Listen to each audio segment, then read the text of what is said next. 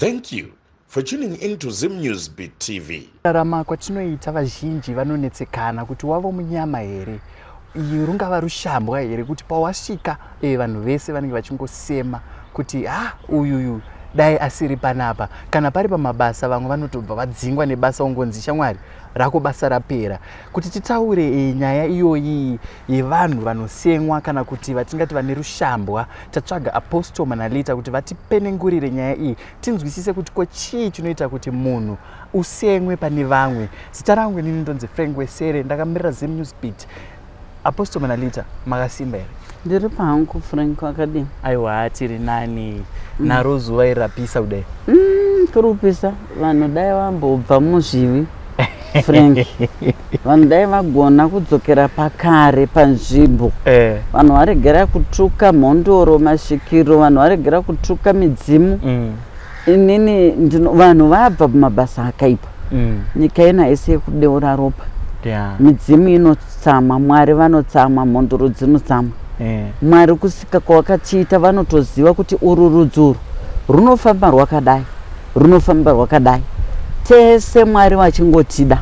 Handiti dai zviri zvovanhu vachitongoziva kuti ndosaka kune maChinese, ndosaka why tisingateedzeri tsika dzemaChinese. Asi Mwari anongovada vakadaro. Handiti varungu vane tsika dzavo, Mwari anongovada vakadii vakadaro. Saka isusu dai tagona kuchengetedza handiti kuchivanhu chedu tichiziva kuti aiwa panapa Mwari vakatotisika takadai, vanotoziva kuti ava vanoteedza chivanhu chavo guravo vachisvika kwandiri vachidai handitika. Saka Mwari vanotongotida tese takadara, hakuna zvokunzi izvi ndo zvinofanirwa kuteedzwa izvi ndo chaizvo chaizvo. Aiwa handiti ngatingoteedzei chivanhu chedu chatakazvarwa chiriko, tichinamata Mwari wedu uye tive nerudo pakati pedu. Tirege mweya yekutorera torera, iyo nyaya yekutorera torera ndo yaunza mhepo yekuurayana mukati menyika yedu. Hatina kumira tiri maZimbabweans tichimira nechivanhu chedu takadaro. Aiwa takada kutora izvi tikada kutora izvi, manje zvakutizvimbira handiti vanhu rudo hamuchina mukati menyika yedu. Vanhu vakuurayana, kutsotsana, kudiniko, kubirana, kuroyana ndo zvangopo. Saka mvura hainai kusvika vanhu vadzoka pakuziva kuti aiwa midzimu haitukwi handiti midzimu haiti sei haitukwi.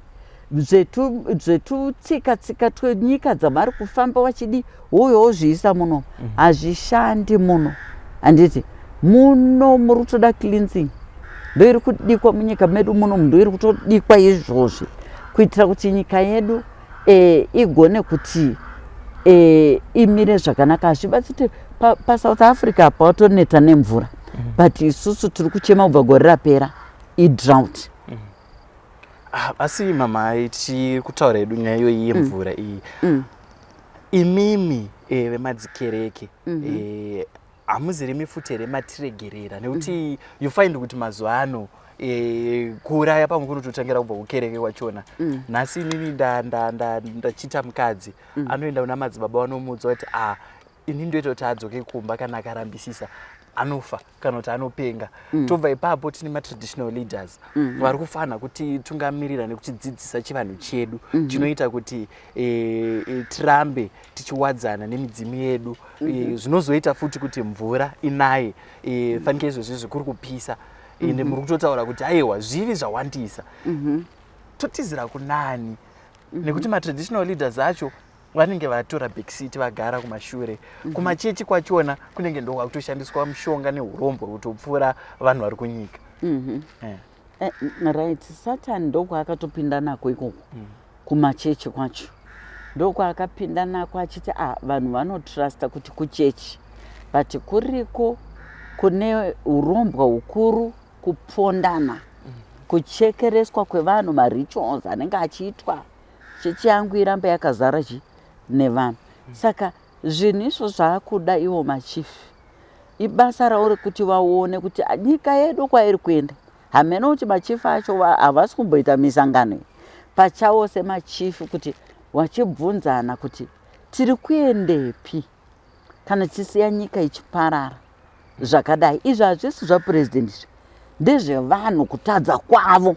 Handiti kutadza kwevanhu, vanyanya zvivi vanhu vakoshesa satanism kupinda Mwari nevadzimu, because hautuki midzimu, hausi kunamata wakafaka.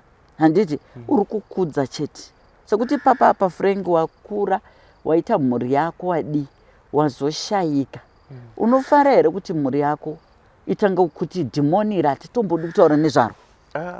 Uriwe wakatambudzika nevana ava kubva wachizvarwa kusvika kukura kwavo.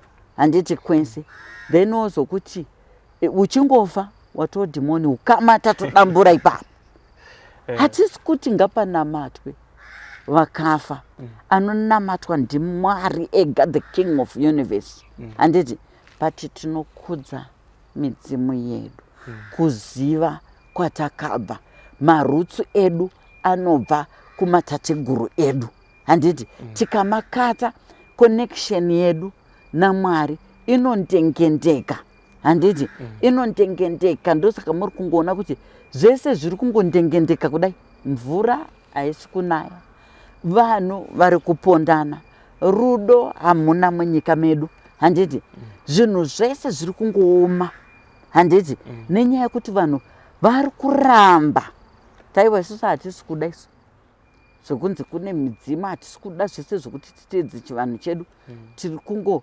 Asi ndiri kufara nekuti ndiri kuona kune vamwe vatungamiri vemamwe madzichechi vari kuudza vanhu, vaakutanga kuudza vanhu mumachechi avo kuti musatuke midzimu.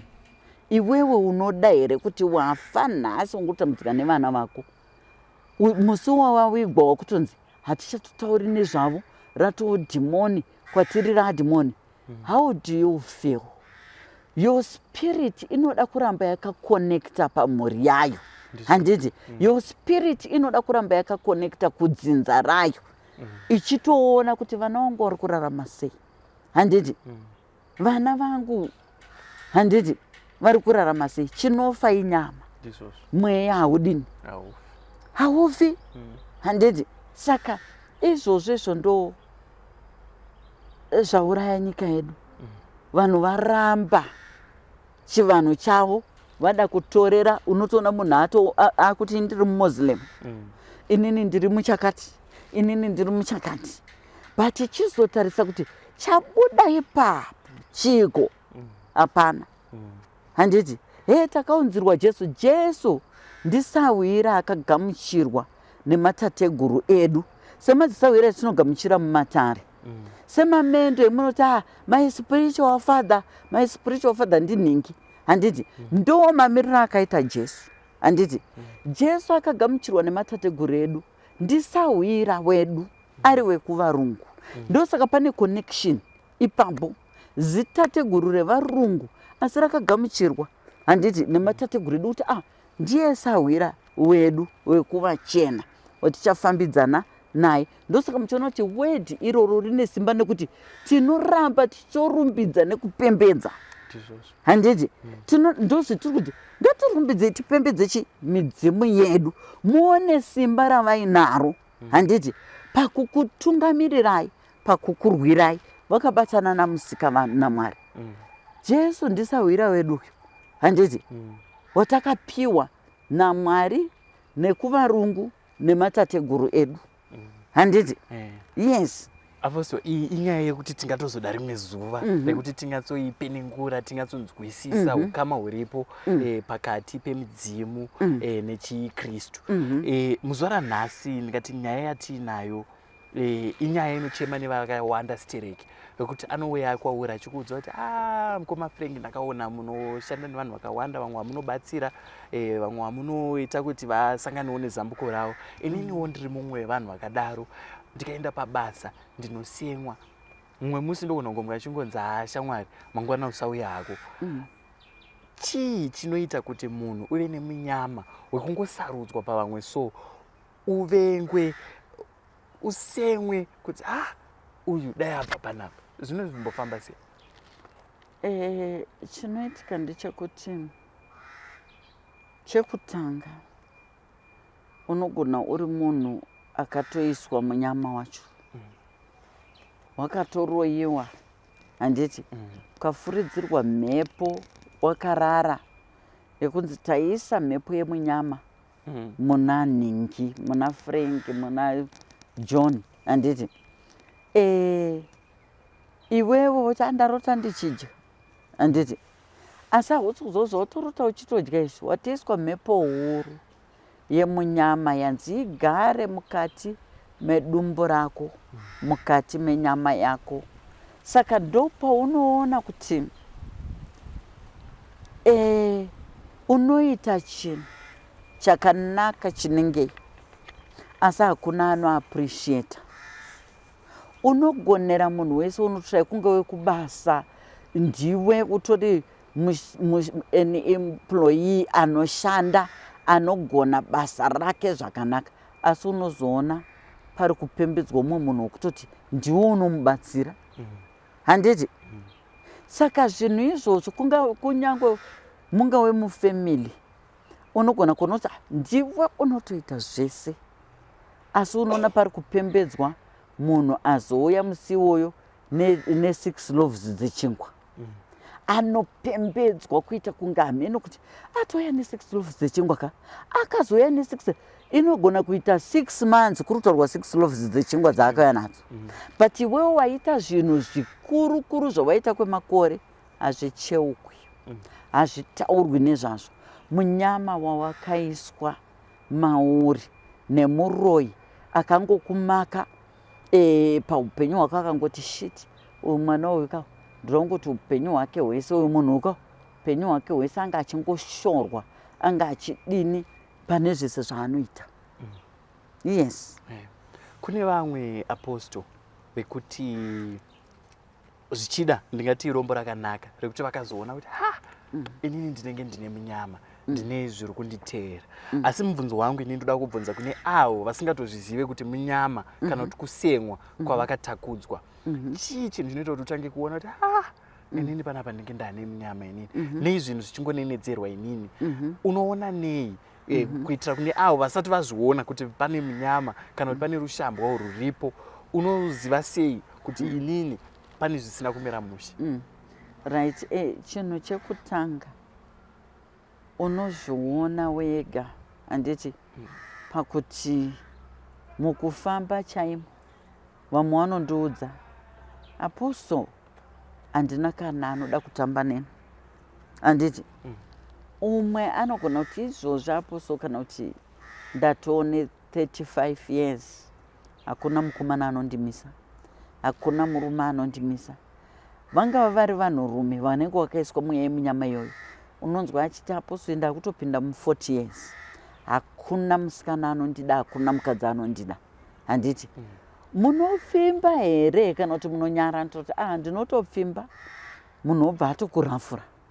Saka unozviti saka inini pavanhu vese hanzi kunyangwe ndambotega ndizame pamwe ndaenda kuna asiri weklasi yangu, unotonoti hatobhurina, anenge ari kutotamburawo, ari kutodii, handiti. Unotoona kutokurafura kuti hamusi wetaipi yangu, handiti. Asi ndiri munhu anoonekera pavanhu. Vamwe vanototaura kuti ndinotodhiraivhawo nekuti vakadzi vazhinji, vasikana vazhinji vanodoka varume vanodhiraivha, asi ndinotodhiraivhawo nditori nekachimota kangu pacha hakuna, nditori nebasa rangu riri right, asi hakuna anondida, handiti. Munyama wounenge wakaiswa wekusemwa, handiti, kuti usemwe nevanhu, handiti, chawaita hakuna chinoyemurwa, handitika. Saka pane munyama wekuroyiwa, point number 1.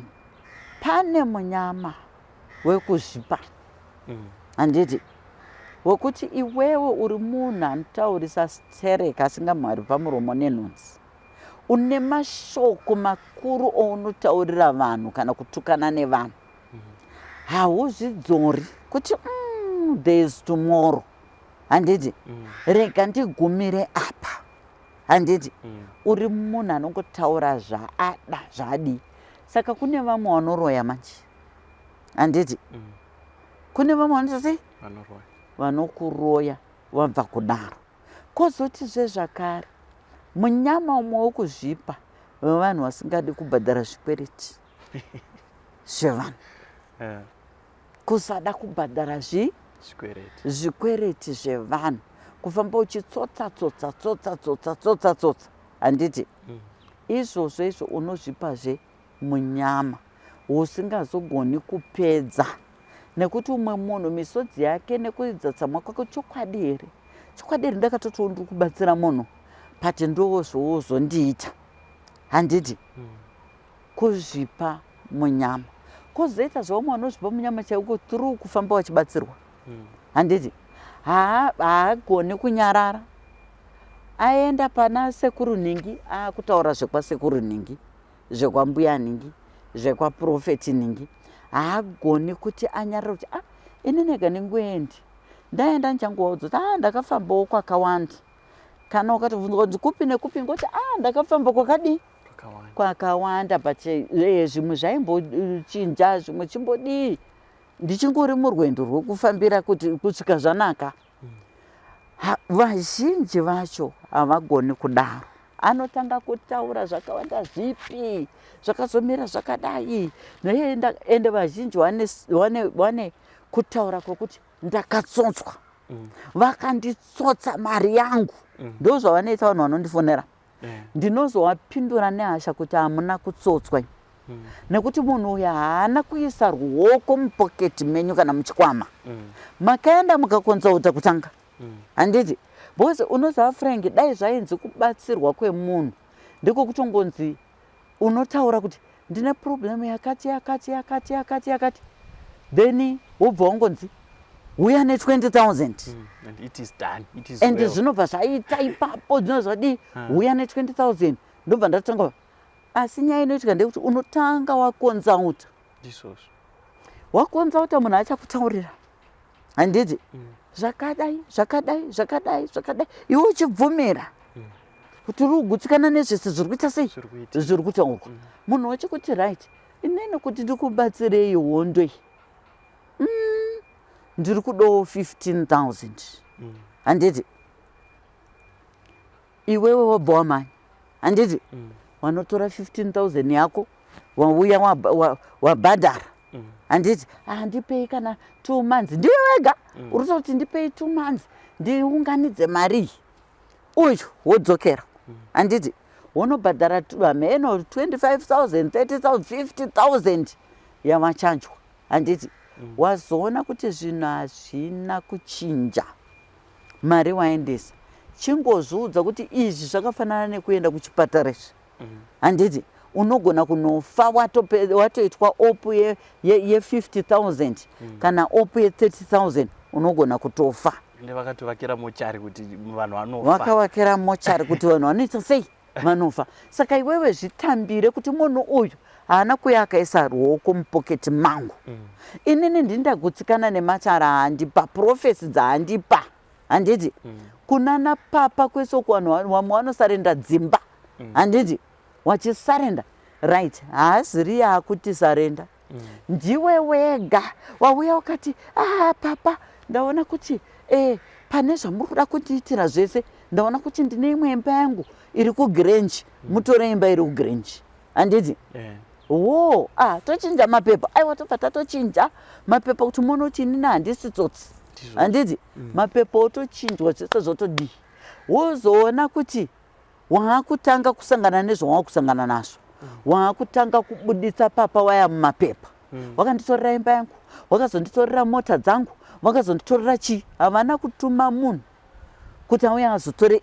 anything kwauri iwewe wega ndiwe wakadini wakapa saka inini ndinoti vamwe vanhu vari kuzvipa munyama mavari kunoshandirwa umu handiti mavari kunamata mukati umu handiti vanopinimidza miswa vachida kuonekwa handiti mumachechi then wazoona kuti zvaipa handiti ka wakutanga kuda kuti wakuexposa prophetess uya kana kuti prophet yapastor uya kana chi handiti but ndiwo wega wakavolunteer wakapledge wachiita mapledge wachidiwa wachida kuonekerwa muchechi handiti saka vanhu ivavo ndo chimwe chikwata chevamwaniwa vanozvipa munyama kufamba wachiita zvino ini ndinobva ndati aiwa musandudzi mati makaenda kwagogwani vakakuti mombe ngani musandudze havana kukutsotsai because pamakaenda I understand kuti makaenda muchinokonza kutanga bva vakuudzai kuti kuti ndikubatsirei problem yenyu ndiri kuda mombe 6 ndiri kuda mombe 10 handiti right imi makavabvunza kuti mombe zvinoita kuti tibhadhara yedu iri mari wachibva wakuti handiti wakuti munogona kubhadhara iri mari ngati haiko zvino mombe dzakuita mari iko mombe dzakuita mari handiti zvikanzi zvinodhipenda netaipi yechi yemombe inini ndinoda chi dziri mombe dzechirungu idzi handiti ka dziri kutangirawo kuma700 zvichikwira handiti ka right iwewe wochiti aiwa zvakanaka regai saka which means 10 by chi 7 ichi 70,000 ka Apostle, mauya zvakanaka mukapatsanura kuti mimwe minyama ndeyekuzvipa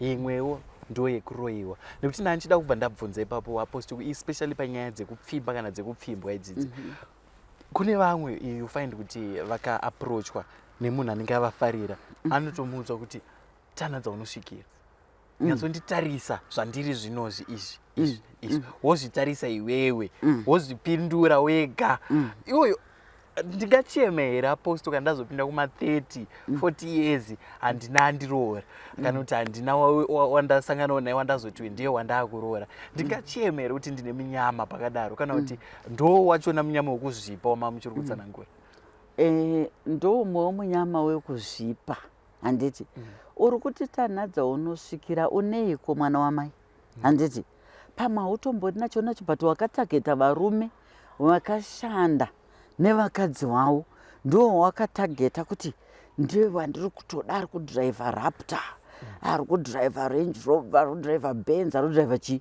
but iwe uneiko mwana wamai hauna chaunacho uri kutadza kuti aiwa inini mukomana wandichada murume wandichada ndinoda munoziva kuti munhu wekutanga naye anonakidza sei kuma memories enyu ozowe papi ekuti unge uchiri kufunga gore muri kuona zvakaita baba namai nyatama vari kupisa izvozvizvi handiti baba namai nyati ndinofarira sitori kakapo ikako handiti nokuti kakapo kakatanga handiti vadiki vane nhamo yavo yese zvinhu zvokuti nhasi unoyu wakutoita wachito handitowane somwe yavakaita yekuti ucharangarira here mazuva aya tichitengesa mafreziti handiti saka munoona kuti vatori nemamemories ekuti kana umwe akada kuzobuda kana kuda kurasika mugwara anodzoswa naizvozvo kuti no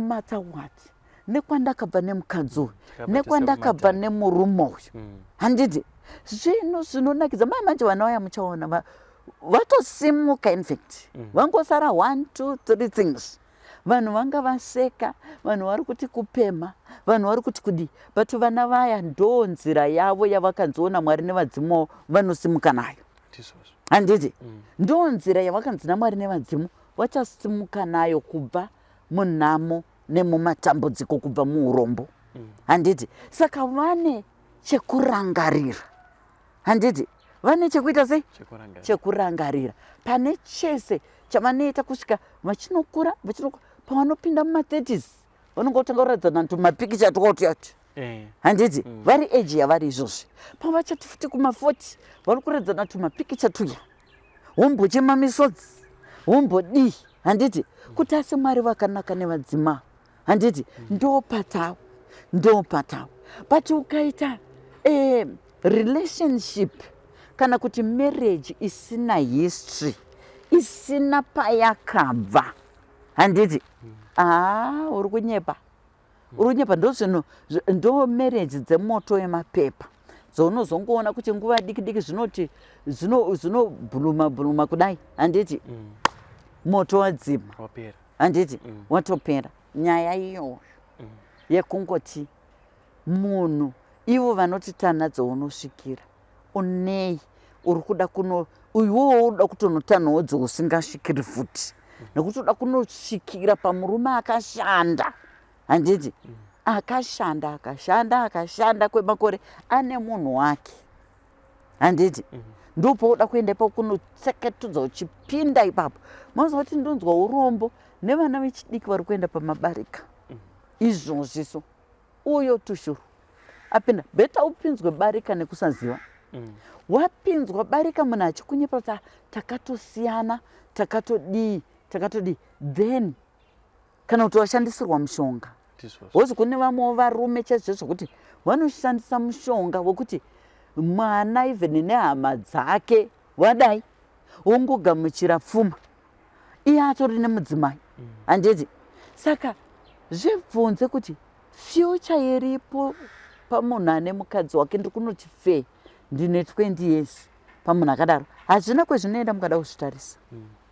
Ende woziva kuti pamwe kuda urida kushandisirwa mushonga kuti ndiwo unenge uri kachidhoma kemumusha imomo mai guru vanenge vari kutoziva nemurumewo kuti inini hazviti kuti ndinge ndichiitwa mukadzi nezvikwambo handiti iwe uchitoroora mumwe mukadzi ndiye anenge ari chii. Ndosaka muchizoona kuti mamwe mabarika unozoona ivo vasikana ivava kuchema kuti murume uyu ndinomuona once a month or 2 times a month anenge achingoti ndabuda ndiri out ndiri kupi achitonyeba. Vanenge vachitozovana nemukadzi wake kuti aiwa uyu takamuroorera zvidhoma zvedu handiti muri kuzviona. Saka pakangoipa zvapo vanenge vachiti tanadzo unosvika hautombokwani pandiri hautombodii kunyeba ikoko handiti chinhu chawakatageta ziva kuti moto wauri kuzvitsvagira. Yes. Vamwe vanobva kuti aiwa uri mwana mudiki nyatsonditarisa kwanditi uri mudikiwo saka unototanga newezera rako.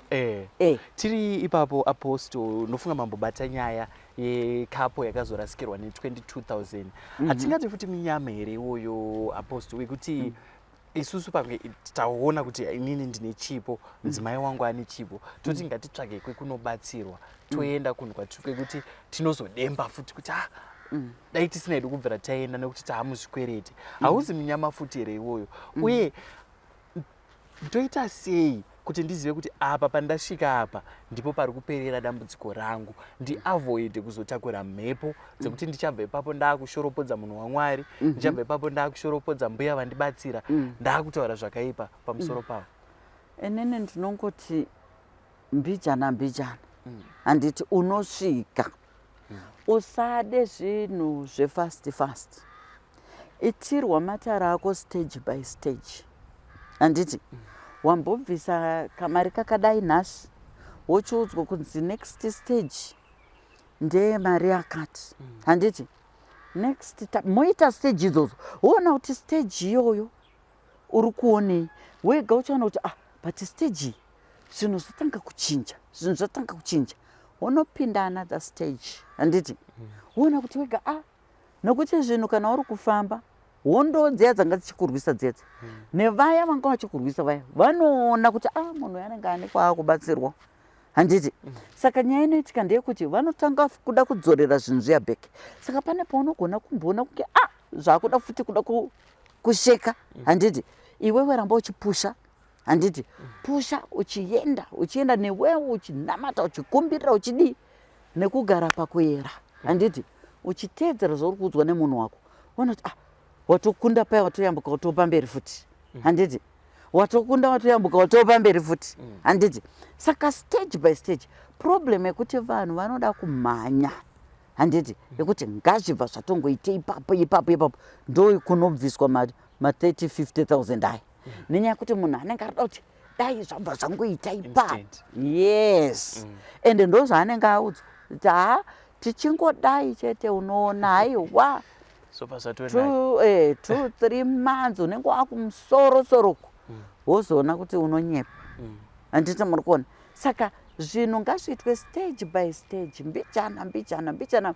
Ukaona panongonzi uya ne50,000 tobva tagadzira, tobva tadiwa kutorombeswa handiti wakutorombeswa. Saka ita mbichana zvinhu zvako, mbichana stage by stage. Ingozvipaiwo kuti inini 2025 ndinonge ndichigadzirisa upenyu hwangu, ndinonge ndichigadzirisa matare angu, ndinogadzirisa upenyu hwevana vangu, ndinogadzirisa upenyu. Unoona kuti ukazvipa kuti gore rero ndozvauri kuda kuita, unoona kuti hauzobudi ma20,000 aya, ma15,000 aya, hauzomabudi. Unofamba mbichana uchiitirwa nemunhu ari kuitira mbichana uchitaura kuti handina mari ende handidi kupinda muzvikwereti zvematare handiti. Saka ndoda kuita zvandinogona, mbichana uchichema ndirerutsirei wapa nditsirewo. Ende unoona zvechokwadi, unokunda ende unobudirira. Ende kubudirira kwako kunenge kwakachena, kusina urombwa mukati. But nyaya yekuda zvinhu zviri chopu iyi ndo yaurayisa vanhu vakawanda. Apostle, munyama kana kuti kusemwa, tine here patingati une vanhu vaunotageta kana kuti une paunotangira? Nekuti kune vamwe vanogona kuti inini zviri kutaurwa naApostle zvishuwa zviri kuitika kwandiri, asi murume ndinaye, mukadzi ndinaye, asi dambudziko rapa kuti mumba macho matiri kugarisana imomo haachanditarisi, haachandiyemure.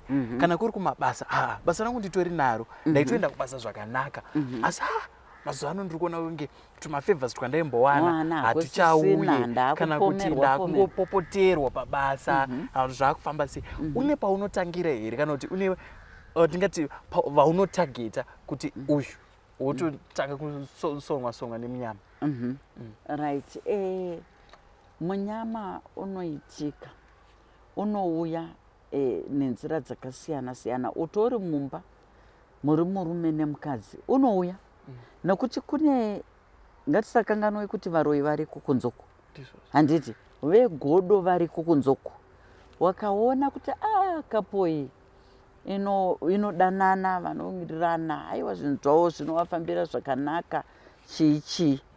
Munhu anopfekwa nemweya wegodo handiti. Apfekwa nemweya wegodo akutotanga kutoona kuti aiwa zvinosanwa kupera izvi handiti. Iwo ndiwo wakamboita seiko vasingambonetsane zvekudaro, vasingambodii. Munofuridzirwa mhepo yandambotaura iyaiya kuti munofuridzirwa makarara.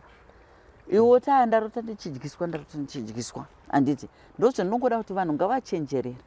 Pounorota uchirumwa nechinhu wakarara, pouri kurota uri kudyiswa, ibva waziva kuti imhepo huru yatumirwa muupenyu hwako kuzokuparadza. Aita kuparadza marriage yako, mufaro wako, utano hwako, basa rako, pfuma yako. Saka unosarirwa kuti uchingomuka, ibva wangofunga kuti ndoenda kupi, ndomhanya kumasowo here, ndoenda kwasekurani, ndoenda kwambuyani, ndoenda kwaapostwani, ndoenda kwapastani handiti. Mhanya ukurumidze kubatsirwa zvisati zvakomba mauri. Munoziva chinhu chinokurumidza kubviswa chinenge chisati chaane simba kana honye, chinenge chisati chadzika midzi handiti. Asi ukanonoka kuti kungorota handiti, ndopounoona kuti unodai wotanga kuti 1 month or 2 months down the line unotanga kuona kubasa wotonzi kamwe chichi kweuri kunzi wakazodai, kweuri kunzi wakazodai. Waakukanganwa hope dziya dzekudyiswa kwawakaitwa, waakukanganwa hope dziya dzechinhu chakakuruma kuhope handiti. Unenge watokanganwa tuhope dzandakaroti dziya ndichidyiswa dziya ndo dzinenge dzaakuunza zvesezvi handiti. Saka ipapo panoda kuita sei? Panoda kungwarirwa, panoda kuchenjererwa handiti pano ipapo. Yes. Saka Apostle, should we be worried? Nekuti mumwe anomuka achitaura especially nemabasa edayo, unonzwa mumwe achifona achiti ndazopepuka but ndagadzirirwa plate nezvemukati zvakanaka, matumbi wayo anga akagadzirwa zvakanaka. Should we be worried kana ukarota wakatarisana nechikafu, uchipiwa chikafu kana mikuyu kana chii, ndinofanira kutya here mukati mangu kana kuti ndofanira kutongolasa sekuuya kwachinenge chaita?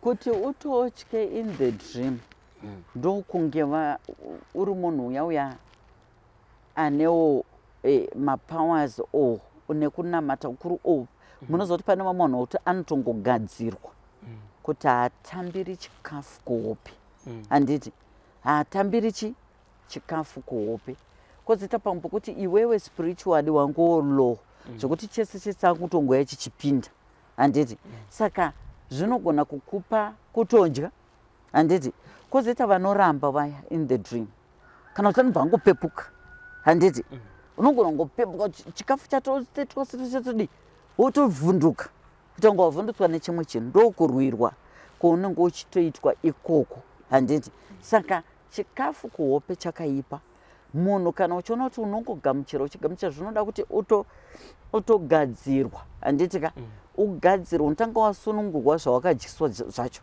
then wochizogadzirwa kuti hakuchina chouchadya handiti kuhope asi zvinenge zvichida kuti kazhinji ita munamato wako stereki waakunorara uchirayira mhepo idzodzo dzinotumira chikafu pausiku wakanara handiti yes tiri ipapo apostle vari kuuya here vanhu nematestimonies ane chekuita neminyama rushava kusemwa vari kuuya here nematestimonies akadaro vari kuuya vakawandisa vamwe vanofona vari kuuya and kubatsirika vanobatsirika zvikuru because tinobva tatocleansa inside out tichicleansa kuti munhu asari ari clean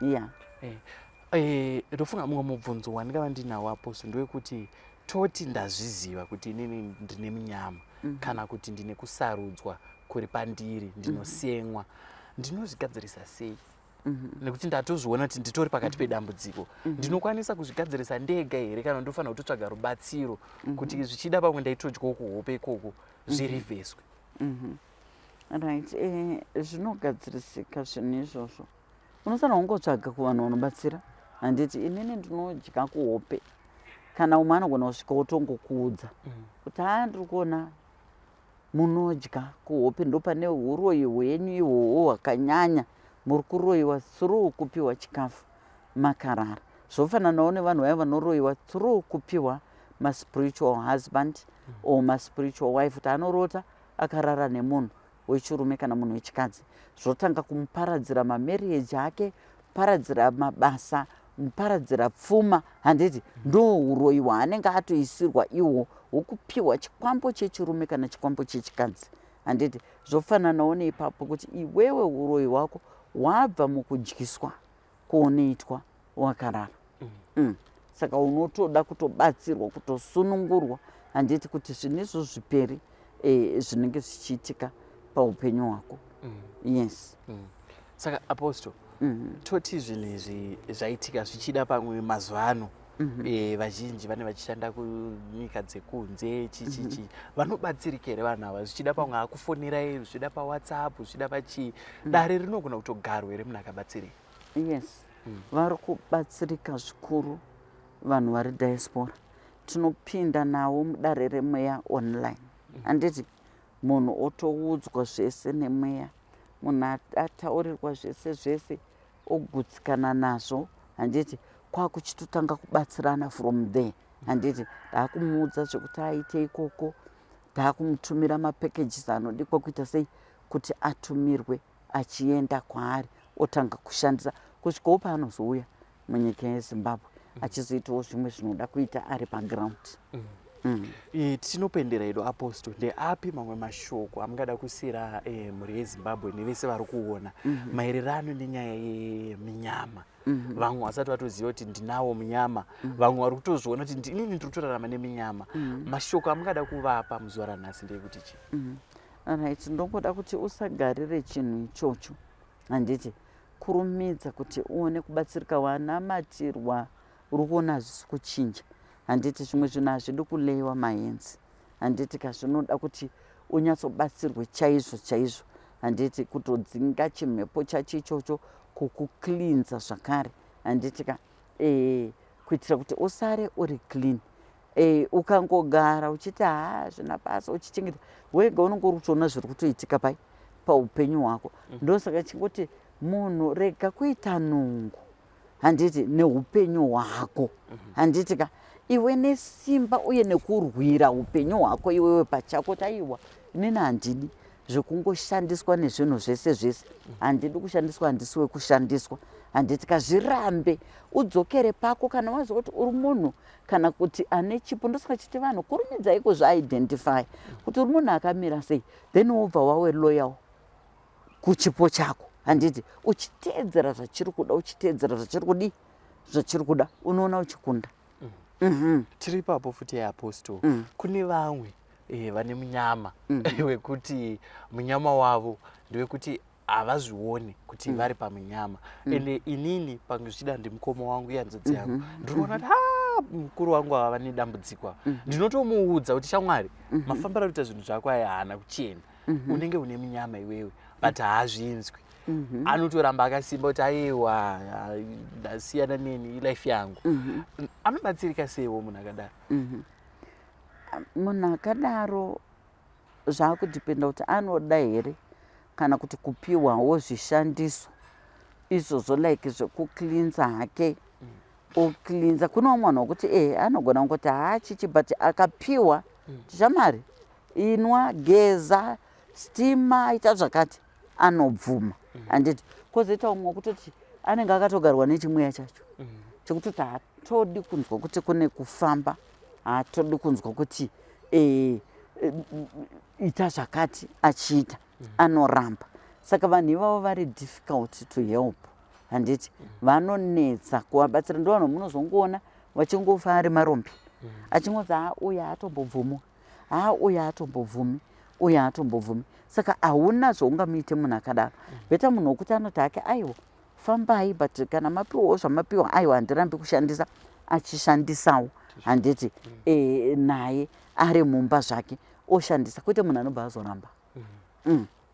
Aiwa, ndofunga kune vanga vachiona vamwe vanga vasingatozvizivi kuti vane munyama vadzidza zvakawanda kuti munyama uriko, ende munyama haumbonoke kuti nhasi ndatouya, unozotonge kana zvaakutongoitika. Vana vachitandara navo ndiApostle Monalita vanga vachititsanangurira nyaya yemunyama. Ndofunga vazhinji vanofona vachiti inini kubasa kwangu ndinosemwa, mukuru wepabasa anongondipopotera, anongondituka, mumwe musi ndinongomuka ndakanzi mangwana usauye hako, basa rinenge ratopera. Apostle Monalita vaedza zvikuru kupenengura nyaya iyi kuitira kuti tese tinzwisise kuti chii chinombonzi munyama, munyama unotangira papi. Zita rangu ndinoitwa Frank Wesere, ndakamirira ZimNewsBeat TV, ndinoti chisarai.